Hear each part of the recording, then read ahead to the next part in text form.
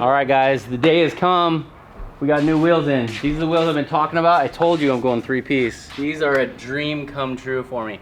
I was torn between Junction Produce Scaras, but we went with the Cranes Bazzers. Yeah, I couldn't settle on it, but I found a good deal is what happened. I found the perfect score. Devilworks on Instagram, thank you. They hooked me up, shipped them out 3 days, they're here. So now we got them on, we got tires mounted up, and we had a little bit of a problem. The lip, it won't let it air out all the way. We did the rear, so we're gonna show you the front. On these GS Lexuses, they have these bolt-on little inner fender lips. These gotta unscrew, and then this lip that's going in is all gotta come off. And I have my way of doing it. I use an angle grinder with a big cutoff blade, a little carbon thin blade. I've seen so many guys use weird little grinding wheels and trying to do it with sawzalls. I use a big electric angle grinder and chop it off. The rear would not lay out, so I can show you, I guess, we can air out and it'll just stop. What happens is this lip that's hanging out here, it's going in about half, maybe like 3/4 of an inch, and it hits this tire and just stops. So because we are on air, it cambers in as you lower it, so we don't have to, you know, on coilovers, if you wanted it to get that camber, you have to get camber adjustments and thread them in and lean those tires in. No matter what, when we air out, our camber goes negative and leans in. So like right now, this wheel is, it's negative camber a little bit. If it was static and we lowered it anymore, it would just hit this. But since we're on air, it's gonna lean in nice. And we already cut this. I cut it right on the edge. So like right here, if you can see Miles, if you can get the camera right here, see this lip right here on the other side? Oh yeah. We cut all that off. So when he gets right here, it'll be hard to show, but this is basically flat. Yeah, basically, there's nothing there anymore. So we're gonna get to chopping. Check it out. Well, before we do that, let's show them the new steering wheel too, because it's pretty sweet. And admittedly, we had the whole install footage and I formatted a card because I thought it was on a hard drive, but it was not yet. So we're just gonna show you the end product instead of showing you the install. So sick though, it tied in really well with all the wood grain. The Grip Royal, I've wanted one forever. And it is sexy. This wood matches this so closely. Like if you hold them up right next to each other, this is a slightly different color, but I think not enough to tell. The rest of the dash has a lot of grain in it, and the wheel doesn't. It's just kind of like all brown. Yeah, that's true. But like when it's sitting like this or sitting like this, it looks really good. This is Grip Royal steering wheel with an NRG hub and NRG quick release. Yeah, so this is quick release right here. So far, everyone we've shown is like, oh my gosh, that's sick. Yeah, because it is. It is sick. I don't know why, but it's so hard to find good information on offset, size, tires, everything. So what I have here is a square setup. It's square because it's not a staggered fitment. It's the exact same size in the rear as the front. So these are 10 inches wide with a 13 positive offset. There's so many different sizes because you can go wider wheel, but then have a less of or more of a positive offset, which would keep this in the same spot but bigger lip. And the lower the number you go down, if you go to 0, it's gonna have a bigger lip, and then if you go negative, it gets even bigger. This fits absolutely perfect. Anyone with a GS300, I know you can get crazier, but this is a perfect flush fitment that'll still tuck for air. Tire size we went with 245, 35, 19. I was gonna go, I know a lot of people run 235, 35, 19. Chris looked it up on a tire calculator. It was like 0.3 on everything.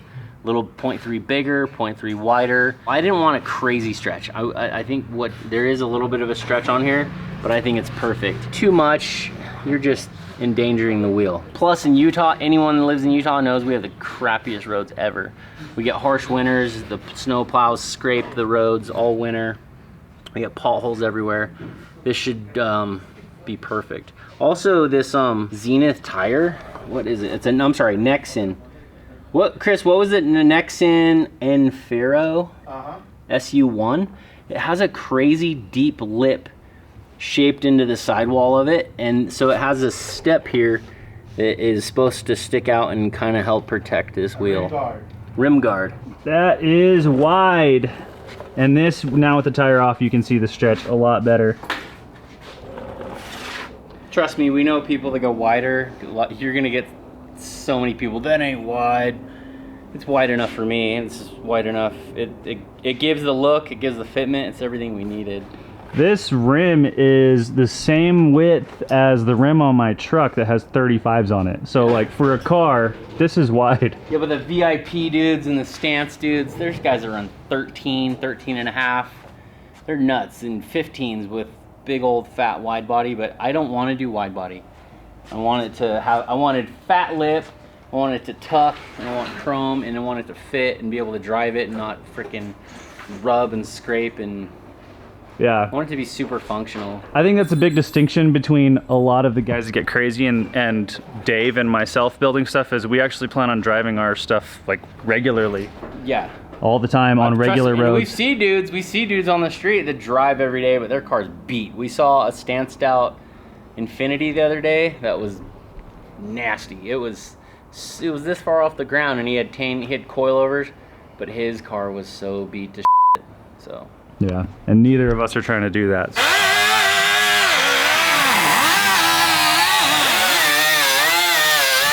Yeah, now we'll take the grinder and even like this part that's sticking out a little more.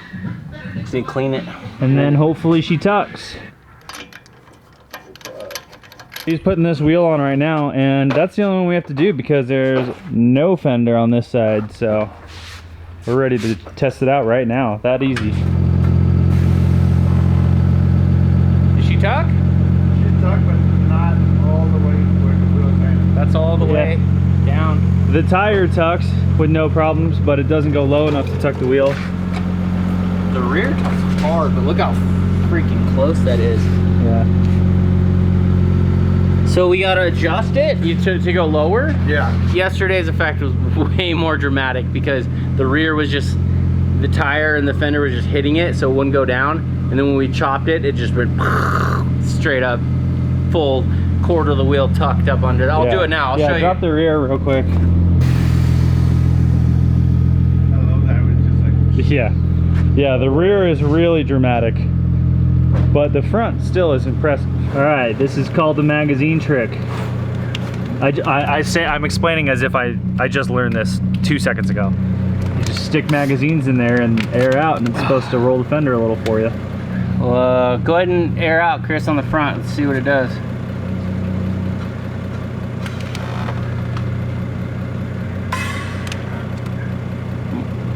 Go again. Well, we gotta let air up. Right now, we found something else. So Universal Air on their airbags say max PSI 110. They had to do that for manufacturing purpose to get it into Canada, but these bags will go all the way to 200 plus. So right now our air compressor shut-off switch is set only to like 145, and he's setting it to 180. So we'll have more air pressure, even though it's only a 5-gallon tank. So hopefully we can go from laying out to fully aired up off one hit. Right now it takes like 1.5.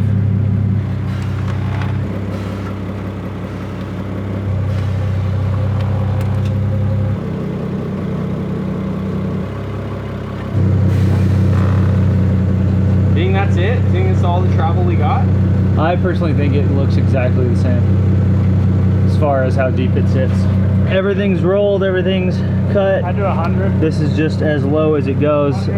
So the next step to get it to go lower is going to be to actually adjust the shocks themselves, the coilovers that are inside, in conjunction with the bag.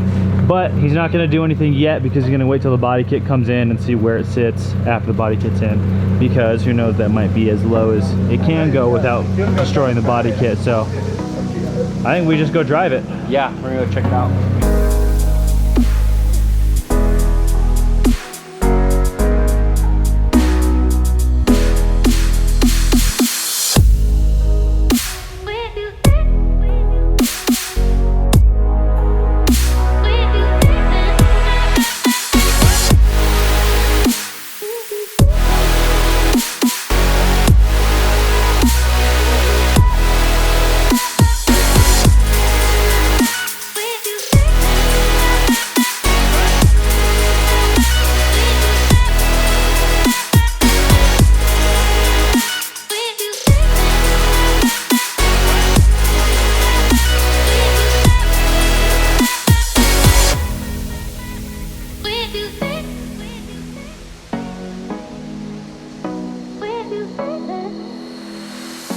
And just like that, this episode is done. So don't forget to subscribe for lots more videos on the GS300 build. Body shop soon, full body kit going on, getting painted, bunch of other goodies. Also, don't forget that we're giving away the Cadillac CTS-V that's gonna be fully built.